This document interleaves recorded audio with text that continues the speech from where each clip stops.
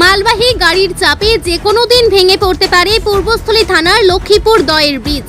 যাতায়াতের বিকল্প ব্যবস্থা নেই, তাই ভগ্নদশার এই ব্রিজ বাঁচাতে আন্দোলনে নেমেছে লক্ষ্মীপুর, ঘোষপাড়া, কমলনগর, চরচুয়াডাঙ্গা প্রভৃতি এলাকার বাসিন্দারা। বুধবার সকাল 8টা থেকে 9টা পর্যন্ত তারা লক্ষ্মীপুর দয়ের ব্রিজে অবরোধ করে রাখেন। এই ঘটনায় চাঞ্চল্য ছড়ায়। অবরোধকারীদের দাবি, লক্ষ্মীপুর রেল স্টেশন থেকে কমলনগর ফেরিঘাট যাওয়ার একমাত্র পিচ রাস্তা এটা। 7টা 8টা গ্রামের লোক যাতায়াত করেন। গত 30 বছরের মধ্যে এই দয়ের ব্রিজটা সংস্কার হয়নি। প্রতিদিন মাটি বোঝাই ট্রাক্টর, ভারী ট্রাক সহ অন্যান্য যানবাহন যাতায়াত করে। ব্রিজটি ভগ্নদশা প্রায় হয়ে আছে, যে কোনো দিন ভেঙে পড়তে পারে, তাহলে আমাদের দুর্ভোগে পড়তে হবে। অবিলম্বে এই ব্রিজ না ছাড়ালে বিস্তীর্ণ এলাকার মানুষ ক্ষতিগ্রস্ত হবে।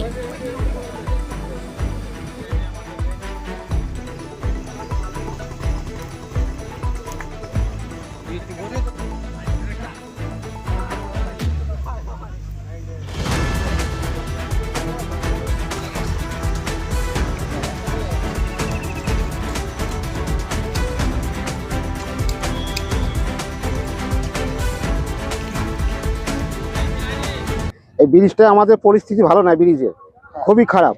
এখানে আমাদের এই দিকটা ব্রিজের অপোজিটে 6টা গ্রাম আছে। 6টা গ্রামে শুধু অনলি এই রাস্তাটা ব্রিজের ওপর দিয়ে তারা যাতায়াত করে। আগামী বর্ষাকালে যখন এই চতুর্দিকে বৃষ্টি হয়ে যাবে, বর্ষা হবে, জল দাঁড়াবে, তখন তারা ঘরবন্দি ছাড়া কোনো তাদের রাস্তা নেই।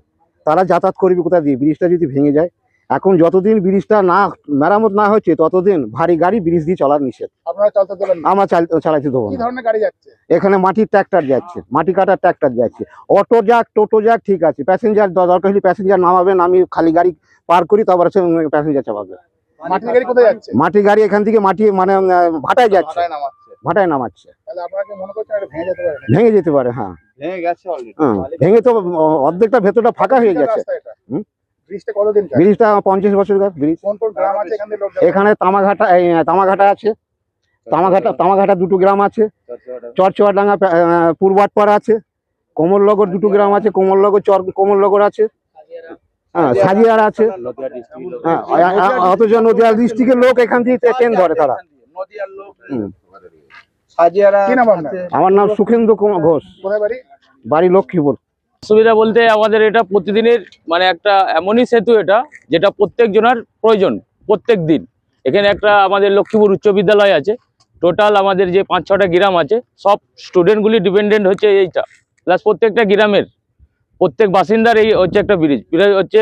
আপনার নদিয়া ডিস্ট্রিক্ট আছে, মুর্শিদাবাদ ডিস্ট্রিক্ট আছে, টোটালি এই একটা সংযোগস্থল। এই ব্রিজটার ওপর দিয়ে মানুষ প্রতিদিন যাতায়াত করে, মানে কয়েক হাজারের ওপর লোক। এখন ব্রিজটার যা অবস্থা, আর আমাদের যেটা দাবি, মানে আজ পর্যন্ত 50 বছরের ওপরে ব্রিজের বয়স হয়ে গেল, এখনো পর্যন্ত কোনো মেরামত, একটা সিমেন্ট বালি দিয়েও কোনোদিনও আজ পর্যন্ত মেরামত হয়নি। যেটা এর আগে সরকার ছিল, টিএমসি সরকার, তার আগে ছিল বামফ্রন্ট সরকার, কেউ কোনোদিনও কারো সবারই নজর আসে, তারা পর্যন্ত চলাচল করে, আজ পর্যন্ত এইটা কোনো মেরামত হয়নি। তো আমাদের নরবার মানে যে কোনো, আপনি নিজেও দেখে বুঝতে পারবেন যে একটা মোটরসাইকেল গেলে সাইডে থাকলে ভয় লাগে। তো এত ছেলে এখানে, বাচ্চা ছেলে স্কুলে যায়, তো যে কোনো সময় একটা বিপদ ঘটতে পারে।